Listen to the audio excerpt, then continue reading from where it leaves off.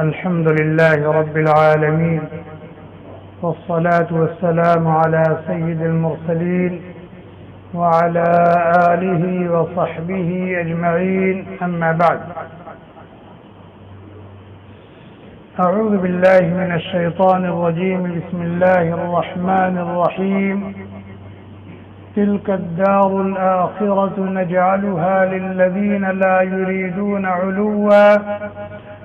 يريدون علوا في الأرض ولا فسادا والعاقبة للمتقين. عن أبي سعيد رضي الله عنه قال: قال رسول الله صلى الله عليه وسلم: احتجت الجنة والنار، فقالت النار: في الجبارون والمتكبرون، وقالت الجنة: في ضعفاء الناس ومساكينهم، فقضى الله بينهما فقال: إنك الجنة رحمتي أرحم بك من أشاء، وإنك النار عذابي أعذب بك من أشاء. رواه مسلم. وعن حارثة بن وهب رضي الله عنه قال: قال رسول الله صلى الله عليه وسلم: ألا أخبركم بأهل الجنة؟ كل ضعيف متضاعف لو أقسم على الله لأبره. ألا أخبركم بأهل النار؟ كل عتل جواظ مستكبر. رواه البخاري ومسلم، أو كما قال النبی صلی اللہ علیہ وسلم. اہل سنت والجماعت کا یہ عقیدہ ہے کہ جنت اور جہنم یہ دونوں اللہ کی مخلوق ہیں. جیسے اللہ نے ہمیں اور آپ کو بنایا، یہ آسمان بنایا، یہ زمین بنائی، یہ چاند بنائے، یہ سورج اور ستارے بنائے، یہ دریا بہائے اور پہاڑوں کو کھڑا کیا، اسی طرح سے اللہ تعالیٰ نے جنت کو بھی بنایا اور جہنم کو بھی بنایا. جنت بھی اللہ کی مخلوق ہے اور جہنم بھی اللہ کی مخلوق ہے، اور یہ دونوں پیدا ہو چکی ہیں. چنانچہ اللہ تعالیٰ جنت کے بارے میں قرآن میں فرماتے ہیں: وَسَارِعُوا إِلَى مَغْفِرَةٍ مِّن رَّبِّكُمْ وَجَنَّةٍ عَرْضُهَا السَّمَاوَاتُ وَالْأَرْضُ أُعِدَّتْ لِلْمُتَّقِينَ. کی سبقت کرو اللہ تعالیٰ کی مغفرت اور بخشش کی طرف، وَجَنَّةٍ اور ایسی بہشت کی طرف جس کی چوڑائی آسمان و زمین کے برابر، اعدت للمتقین جو پرہیزگاروں کے لیے بنائی جا چکی ہے. اور جہنم کے بارے میں فرمایا: فاتقوا النار التي اعدت للكافرین. اس آگ سے اپنے آپ کو بچاؤ، اس جہنم سے اپنے آپ کو بچاؤ جو کافروں کے لیے تیار کی جا چکی ہے. چنانچہ رمضان کے مبارک مہینے میں اس امت کے اوپر اللہ تعالیٰ کی جو خصوصی نوازشیں ہیں رمضان میں وہ آپ نے سنی تھی. ان میں سے ایک نوازش یہ ہے: یزین اللہ کل یوم جنتہ ویقول، کہ اللہ تعالیٰ رمضان کے ہر دن میں جنت کو سجاتے ہیں، آراستہ کرتے ہیں، اور فرماتے ہیں اس کو مخاطب کر کے: یوشک عبادی الصالحون، وہ زمانہ دور نہیں ہے جب میرے اطاعت شعار نیکوکار فرما بردار بندے دنیا کے جھمیلوں سے ہٹ کر کٹ کر تمہارے پاس آئے. تو اس حدیث سے معلوم ہوتا ہے کہ جنت تیار ہو چکی ہے، اور اللہ تعالی اپنے اطاعت شعار نیکوکار فرما بردار بندوں کے لیے جنت کو آراستہ کرتے رہتے، سجاتے رہتے. اس کے علاوہ قرآن کریم کی بہت سی آیات ہیں، نبی کریم صلی اللہ علیہ وسلم کے بہت سے ارشادات ہیں جن سے یہ معلوم ہوتا ہے کہ جنت پیدا کی جا چکی ہے اور جہنم بھی پیدا کی جا چکی ہے. باقی وہ ہیں کہاں؟ ان کے خالق و مالک نے جہاں رکھا ہے وہاں ہیں. ان کے خالق و مالک نے پیدا کیا ہے اور جہاں رکھا ہے وہاں ہے. جب وقت تو آئے گا تو ہمارے سامنے آ جائیں گی، ظاہر ہو جائیں گے۔ ابھی جو حدیث پڑھی گئی ہے، حضرت ابو سعید رضی اللہ تعالی عنہ کہتے ہیں نبی کریم صلی اللہ علیہ وسلم نے فرمایا کہ ایک مرتبہ جنت اور جہنم میں تکرار ہو گئی، بحث ہو گئی۔ جنت اور جہنم میں ایک مرتبہ بحث ہو گئی، مکالمہ ہو گیا۔ احتجت الجنت والنار، چنانچہ جہنم نے کہا فی الجبارون والمتکبرون، فی الجبارون والمتکبرون، کہ میں بڑے بڑے اونچے اونچے مغرور و متکبر ظالم و سرکش گھمنڈی لوگوں کا ٹھکانہ، میرے ہاں فرعون آئے گا، میرے ہاں نمرود آئے گا، میں قوم عاد کا ٹھکانہ ہوں، میرے ہاں ابو جہل آئے گا، ولید ابن مغیرہ آئے گا، اور ابو لہب آئے گا، اور نہ جانے کتنے کتنے آئیں گے، اس سے بڑے لوگ ہوں گے دنیا کے اعتبار سے۔ فی الجبارون والمتکبرون، کہ میں ظالم، سرکش، بدماش، مغرور، متکبر، گھمنڈی لوگوں کا ٹھکانہ ہوں، میرے یہاں بڑے بڑے لوگ آئیں گے۔ کس نے کہا یہ؟ جہنم نے کہا۔ جنت نے کہا فیا فیا ضعفاء الناس ومساکینہم، میرے یہاں تو انتہائی متواضع، منکسر المزاج اور چھوٹے موٹے سمجھے جانے والے لوگ آئیں گے۔ میرے ہاں ابو بکر آئیں گے، ابو بکر کی تواضع دیکھو۔ عمر آئیں گے، عمر کی تواضع دیکھو۔ بلال آئیں گے، بلال کی دنیا میں کیا حیثیت۔ سلمان آئیں گے، سلمان کی دنیا میں کیا حیثیت۔ صہیب آئیں گے، صہیب کی دنیا میں کیا حیثیت۔ عمار اور یاسر آئیں گے، جن پر ابو جہل کوڑے برسایا کرتا تھا، ابو لہب گالیاں دیا کرتا تھا، ولید ابن مغیرہ جملے کسا کرتا تھا۔ میں ان لوگوں کا ٹھکانہ، ان لوگوں کا جنہوں نے دنیا میں مٹ مٹا کر زندگی گزاری ہوگی، بہت کچھ ہوتے ہوئے بھی اپنے آپ کو کچھ نہیں سمجھا ہوگا، کسی پر ظلم نہیں کیا ہوگا، اگر ان پر ظلم ہوا ہوگا تو وہ ظلم سہ گئے ہوں گے۔ میں ان لوگوں کا ٹھکانہ۔ جب بحث شروع ہو جاتی ہے، تکرار شروع ہو جاتی ہے، تو بیچ میں کسی کو آنا پڑتا ہے تاکہ یہ بحث ختم ہو، تاکہ یہ بحث ختم ہو، یہ تو میں کا سلسلہ بند ہو۔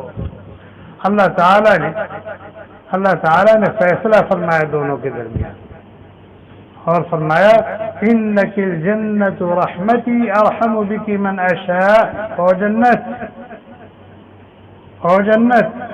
تو میری رحمت کا مظہر ہے، تو میری رحمت کا مظہر ہے، میں جس پر رحم و کرم کرنا چاہوں گا، جس کو نوازنا چاہوں گا، اسے تیرے پاس ہے۔ انک الجنت رحمتی، انک الجنت رحمتی ارحم بک من اشاء، جس سے میں خوش ہوں گا، جس سے میں راضی ہوں گا، جس کو میں اپنی مغفرت اور بخشش کی بھیک دینا چاہوں گا، اور جس کو میں اپنا دیدار کرانا چاہوں گا، اور جس کو میں اپنی رضا اور خوشنودی کا پروانہ عطا کروں گا، اور جس کو اپنی نعمتوں سے انگنت اور لاتعداد نعمتوں سے لطف اندوز کرنا چاہوں گا، ان کو تمہارے یہاں دے دوں گا۔ وَإِنَّكِ النَّارُ عَذَابِي أُعَذِّبُ بِكِ مَنْ أَشَاءُ، اور او جہنم تو میری صفت جلال کا مظہر ہے۔ اللہ تعالیٰ کی دو صفات ہیں، ایک صفات جمال ہیں، ایک صفات جلال ہیں۔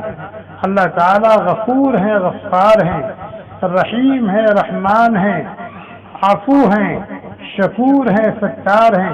یہ اللہ تعالیٰ کی صفات جمال ہیں، جن کا مظہر یہ ہوتا ہے کہ اللہ تعالیٰ اپنے بندوں کے ساتھ عفو درگزر کا معاملہ کرتے ہیں، ان کے عیوب، ان کی کمیوں اور خامیوں پر پردہ پوشی کرتے ہیں، پردہ ڈالتے ہیں، رحمت اور مہربانی کا معاملہ فرماتے ہیں۔ اور اللہ تعالیٰ کی ایک صفت جلال ہے، اور وہ کیا ہے؟ اللہ تعالیٰ شدید العقاب ہے، اللہ تعالیٰ ذو الطول ہیں، اللہ تعالیٰ قہار ہیں، اللہ تعالیٰ جبار ہیں، اللہ تعالیٰ مہیمن ہیں، اللہ تعالیٰ کی جو صفات جلال ہیں ان کا مظہر جہنم ہے. اللہ تعالیٰ جس کو پکڑنا چاہیں گے، جس کو سزا دینا چاہیں گے، جس کی شرارتوں، بدماشی اور بغاوت کا مزہ اس کو چکھانا چاہیں گے، اللہ تعالیٰ اس کو جہنم کے حوالے کرے. تو اس حدیث سے کیا معلوم؟ اس حدیث سے کیا معلوم؟ اس حدیث سے یہ بات معلوم ہوئی کہ اس دنیا میں جو لوگ مٹ مٹا کر زندگی گزاریں گے اور لوگوں کو حقیر کمتر نہیں جانیں گے، بلکہ اپنے آپ کو لوگوں کے مقابلے میں چھوٹا اور کمتر سمجھیں گے اور ہر قسم کے ظلم اور زیادتی، جبر و تشدد سے اپنے آپ کو بچائیں گے، متواضعانہ زندگی گزاریں گے، منکسر المزاج ہوں گے، نرم جو اور نرم خو ہوں گے، ان کا ٹھکانہ کیا ہے؟ جنت. اور جو سر اٹھا کر زندگی گزارے گا، لوگوں کو حقیر سمجھے گا، لوگوں کو مشق ظلم و ستم بنائے گا، جبر و تشدد کا بازار گرم کرے گا، اللہ کی زمین میں فساد مچائے گا، کسی کی جان سے کھلواڑ کرے گا، کسی کی عزت و آبرو سے کھلواڑ کرے گا، کسی کا مال لوٹ لے گا، کسی کو سکون سے جینے نہیں دے گا، ان کا ٹھکانہ کیا ہے؟ جہنم. یہی بات اللہ کے نبی علیہ الصلوۃ والسلام نے اپنے ایک ارشاد میں یوں فرمائی: الا اخبرکم باہل الجنہ، تمہیں نہ بتاؤں کہ جنتی کون ہے؟ تمہیں نہ بتاؤں کہ جنتی کون ہے؟ جنت کس کے لیے بنی ہے؟ کون لوگ جنت میں جائیں گے؟ کل ضعیف متضعف، مٹ مٹا کر زندگی گزارنے والے، دب دبا کر رہنے والے، ظلم نہ کرنے والے، سرکشی نہ کرنے والے، اور چونکہ وہ مٹ مٹا کر کے زندگی گزار رہے ہیں، بہت کچھ ہوتے ہوئے بھی اپنے آپ کو کچھ نہیں سمجھ رہے ہیں، تو معاشرے اور ماحول میں بھی لوگ اسی طرح ان کو سمجھ رہے ہیں، گرے پڑے لوگ ہیں، ان کی کوئی حیثیت نہیں. لیکن اللہ کے ہاں ان کا اتنا اونچا مقام ہوتا ہے، اتنا اونچا مقام ہوتا ہے، لو اقسم علی اللہ لابرہ، کہ اللہ کی ذات پر یقین کرتے ہوئے، اللہ کے رحم و کرم کا سہارا لے کر اس کی امید کرتے ہوئے اگر وہ کسی بات کا وعدہ کر لیں کہ ایسا ہوگا تو اللہ تبارک و تعالیٰ کر دیتے ہیں، ان کی قسم ٹوٹنے نہیں دیتے. ان کا مقام و مرتبہ اتنا اونچا ہوتا ہے کہ ان کی قسم ٹوٹنے نہیں دیتے. اللہ تعالیٰ ویسا کر دیتے ہیں جیسا انہوں نے کہا ہے، اللہ کی ذات پر یقین کرتے ہوئے، اللہ کے کرم کا سہارا لے کر. کتنا اونچا مقام ہوتا ہے، یہ لوگ جنتی. پھر فرمایا: الا اخبرکم باہل النار، تمہیں یہ نہ بتاؤں جہنم کن کے لیے بنی ہے؟ کون لوگ جہنم میں جائیں گے؟ کل عتل جواظ مستكبر، ہر اجٹ، ظالم، سرکش، بدماش، مغرور، متکبر، گھمنڈی، لوگوں کا چین و سکون چھین لینے والے، لوگوں کو ڈرا دھمکا کر کے، دہشت زدہ کر کے زندگی گزارنے والا، ایسے لوگوں کا ٹھکانہ کیا ہے؟ جہنم. اور یہی بات اللہ نے قرآن میں فرمائی: تلك الدار الآخرة نجعلها للذين لا يريدون علوا في الأرض ولا فسادا.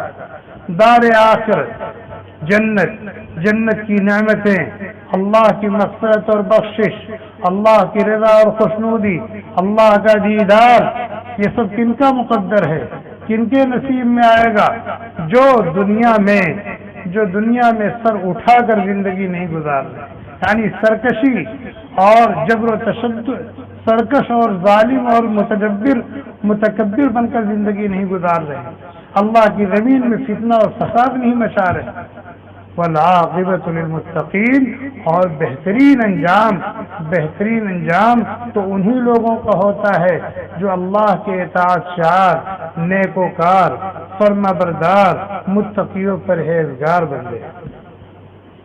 اب ان آیات اور احادیث کی روشنی میں ہمیں فیصلہ کرنا ہے کہ ہمیں اپنا ٹھکانہ کہاں بنانا ہے. جنت میں ہم اپنا ٹھکانہ بنانا چاہتے ہیں یا جہنم میں؟ اگر جنت میں بنانا چاہتے ہیں تو پھر ہمیں تواضع اختیار کرنی پڑے گی، ہمیں عاجزی اور انکساری کی صفت سے متصف ہونا پڑے گا. ہمیں ظالم نہیں بن کر، بلکہ اگر کوئی ظلم کرتا ہے تو ظلم سہ کر کے اپنے آپ کو کمتر اور معمولی سمجھ کر اور لوگوں کو اپنے سے اچھا اور بہتر سمجھ کر زندگی گزارنا. اور جب تک یہ صفت ہمارے اندر نہیں ہوگی ہم جنت کے اہل نہیں ہوں گے. جیسا کہ پتہ چلا کہ جنت کن لوگوں کا ٹھکانہ ہے اور جہنم کن لوگوں کا ٹھکانہ ہے.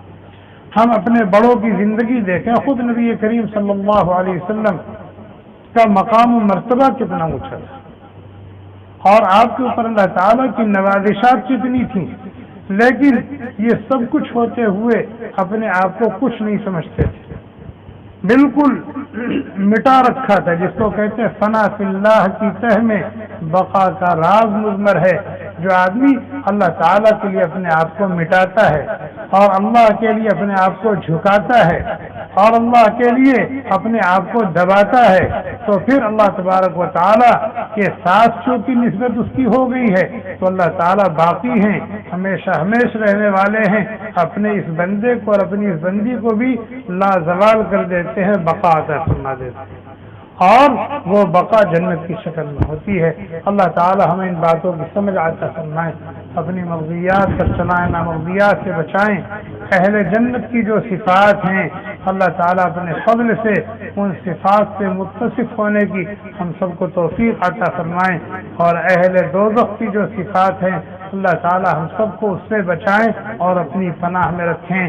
اور اگر خدا نخواستہ ان میں کی کوئی صفت ہمارے اندر آ چکی ہے تو ہمیں اس کی فکر عطا فرمائیں کہ ہم اس سے جلد از جلد چھٹکارا حاصل کریں، اپنے آپ کو دور رکھیں اور بچائیں. سبحانك اللهم وبحمدك ونشهد ان لا اله الا انت ونستغفرك ونتوب اليك. سبحان ربك رب العزة عما يصفون وسلام على المرسلين والحمد لله. Thanks for watching. Don't forget to like, comment, share and subscribe to Al Wahid channel.